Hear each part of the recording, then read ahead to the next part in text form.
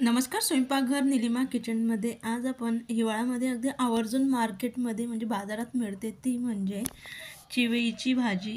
बरेच जण बारीक घोडची भाजी देखील म्हणतात किंवा काही भागामध्ये हिला चिगळची भाजी देखील म्हटलं जातं. तर ह्या भाजीचं ज्यावेळेस आपण करायला घेतो त्यावेळेस हिची अगदी ते बारीक बारीक ह्या पद्धतीचे मुळा म्हणजे देठं असतात ते आपण काढून घ्यायचे. जेवढं शक्य आहे तेवढे संपूर्ण आपण व्यवस्थित तिला आता साफ करून घेऊया. तर ह्या पद्धतीने आपण आता संपूर्ण भाजीचे देठे हे काढून घेतले.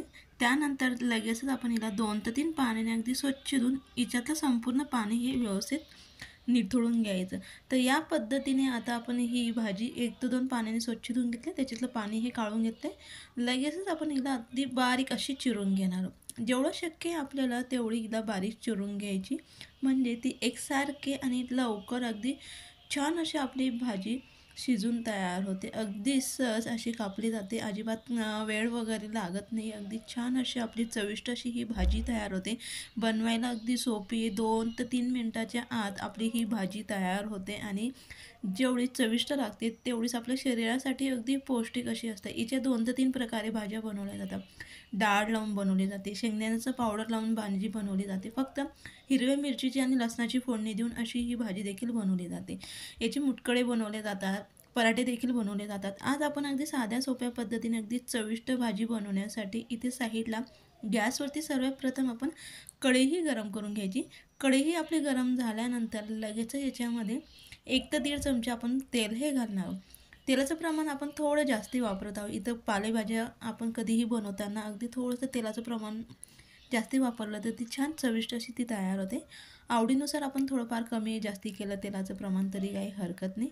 तेल हे आपल्याला अगदी कडकडीत असं गरम होऊ द्यायचं आहे आणि त्यानंतरच आपण यामध्ये जिरे हे टाकून ह्या पद्धतीने जिरेला फुलवून घ्यायचं.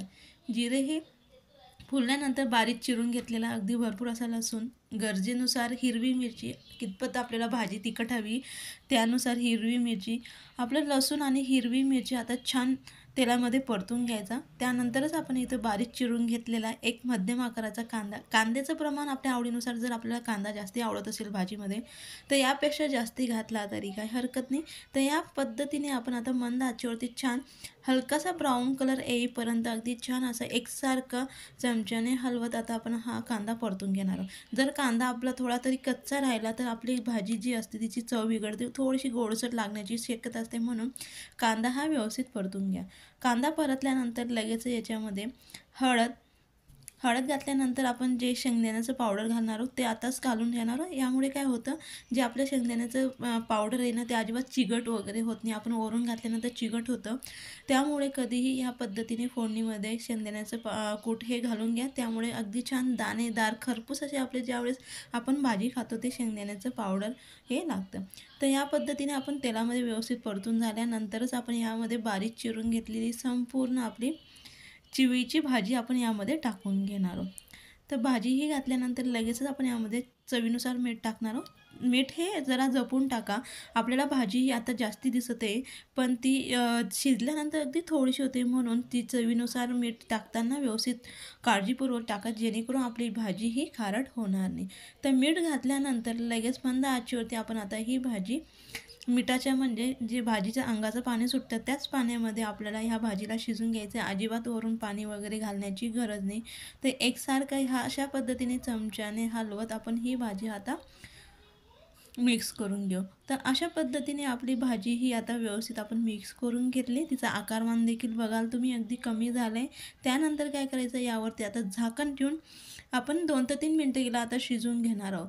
तर झाकण अधूनमधून आपण उघडून तिला मिक्स करून घेणार आहोत, जेणेकरून भाजी ही आपल्या कढईला चटकणार देखील नाही आणि पुन्हा की एकसारखी आपली भाजी ही शिजून तयार होईल. तर हिला पुन्हा मी झाकण काढून व्यवस्थित मिक्स करून घेते.